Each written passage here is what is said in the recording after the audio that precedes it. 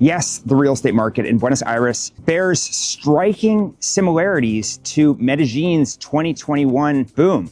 In this video, I'm going to compare a lot of similarities of what we're seeing in Buenos Aires to Medellin and its 2021 boom post-COVID. There's been other YouTube channels talking about all of the opportunities coming to Buenos Aires in 2026 and beyond. So the areas that we're going to be comparing are El Poblado and Laureles in Medellin, next to Palermo and Recoleta in Buenos Aires. Buenos Aires is emerging from an almost decade-long downturn, characterized as a bottoming out market, which is bringing in a lot of foreign capital, rising rental rates, and a post-economic recovery. As of early 2026, right now it is March 2026, it's very similar to how Medellin was back in 2021 and beyond. Medellin became an affordable investment hub and therefore saw a lot of different foreign investments coming to Medellin, as it was a very hot market in 2021.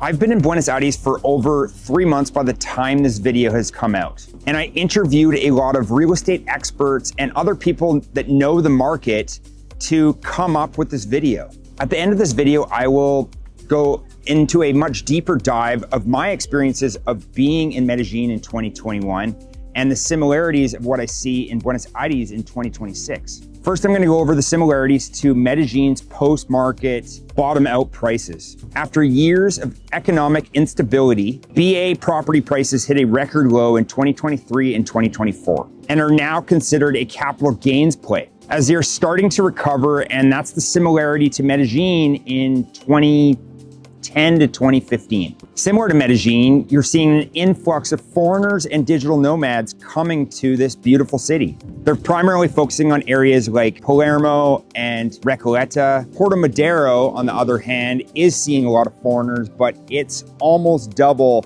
when you're looking at the price per square meter. And why are they coming? Because there's a high purchasing power with the dollar or the euro against the weakened Argentine peso. To give you an idea, in 2025, when I was here last, it was roughly about 1,200 pesos to a US dollar. Now, fast forward a year, we're sitting at a little over 1,400 pesos to that same US dollar. So because of that, you're seeing a high rental boom in these areas, which is causing rental prices to skyrocket, mirroring the rapid growth of Medellin. Now, while the housing in these areas is much older than what you're going to find in Medellin, I find there's a much higher quality of life in Buenos Aires.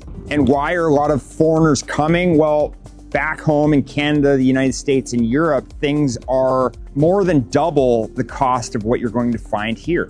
Back in 2020 and 2021, when things were booming in Medellin, it was characterized by newer or more modern apartments in El Poblado of Medellin, while in Buenos Aires, it's more of a European style classical architecture, which often needs restoration. So that being said, you can find a $90,000 apartment, renovate it, and then flip it or just sit on it. That's very similar to 2020 and 2021 in Medellin. One major difference between Medellin and Buenos Aires is Buenos Aires has an unorthodox selling behavior, currency controls, and a high focus on cash transactions, or using the blue dollar rate, which is making it a lot harder to navigate against Medellin's, which is very well served by its agents. One of the things that we're seeing as a main driver in the BA real estate market is it's fueled by radical economic reforms, part of the post-Malay government, that removed rental regulations, eased capital controls, rather than tourism-driven demand. Some of the key market metrics are property values in US dollars appreciated more than 5% in the last calendar year. And we're seeing that in early 2026, which is getting out of a giant slump. Property sales in Buenos Aires were up 35% year over year, reaching the highest level since 2018. And we also noticed a sharp increase in January of 2025. In summary, Buenos Aires currently offers that early adopter role that Medellin had in 2020 and 2021. We're seeing a lot of what happened in Medellin in the late 2010s, 2018 to 2020, and it's happening right now in Buenos Aires. It's just a little bit different because it has a lot more European feel rather than that modern aesthetic. Now, Medellin doesn't really have that hot buyer's market. A friend of mine, Mike, posted this on Instagram. Is Medellin, Colombia a great place to invest? The answer is nope, you're too late. Yes, people that invested in 2021 made an absolute killing. People that invest in today, is Medellin, Colombia a great place to invest? The answer is nope, you're too late. Yes, people that invested in 2021 made an absolute killing. People that invest in today, it's more for lifestyle. You want to live here. You want to have the experience of living in Medellin, Colombia. My page gets a lot of hate for people that didn't invest here in 2021 and are mad about the prices today. Well, Medellin globally used to have one of the cheapest costs per square meters in terms of apartments. It is no longer the case. It is expensive, partly because people have just opened their eyes to Medellin. And now it is even more expensive because the US dollar has dropped, the peso has become more expensive, and that has dropped inquiries. Yep, sales are not down, inquiries have dropped, which means tire kickers are gone, which is a great thing for me because my page used to get a ton of people asking me, can you finance? And the answer is nope. You cannot walk into a bank in Colombia and get financing on a property. Even Colombians can barely get approved on financing, and when they do, the rates are 12 to 16%, which is crazy. So if you want to invest into a place, a city, a country, invest in the States. Don't come to Colombia because you can leverage in the US. You can't leverage in Colombia. Let me know if you think Medellin is too late to invest.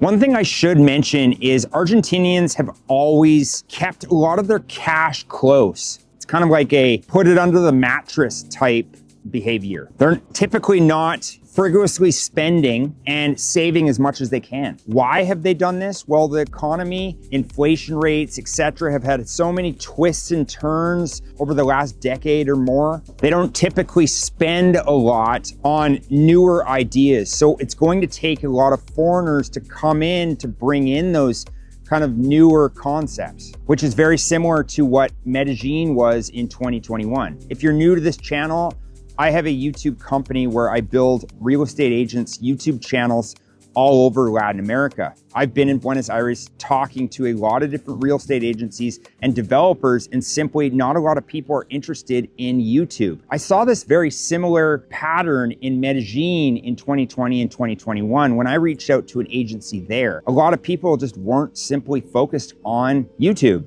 They were focused on Instagram. I started building a YouTube channel for an agency there.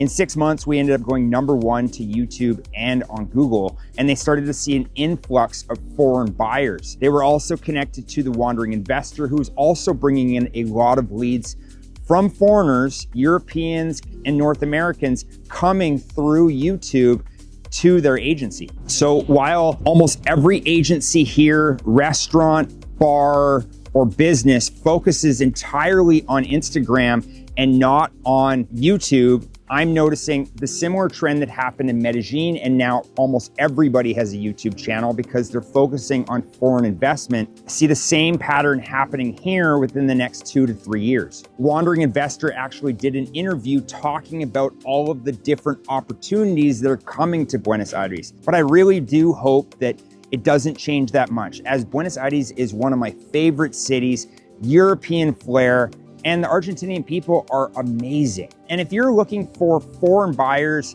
and looking to grow your YouTube channel, I'll leave some options in the description box below. So thank you so much. If you enjoyed this video, make sure to subscribe. Let me know what your biggest takeaway was down below, and I'll see you in the next video.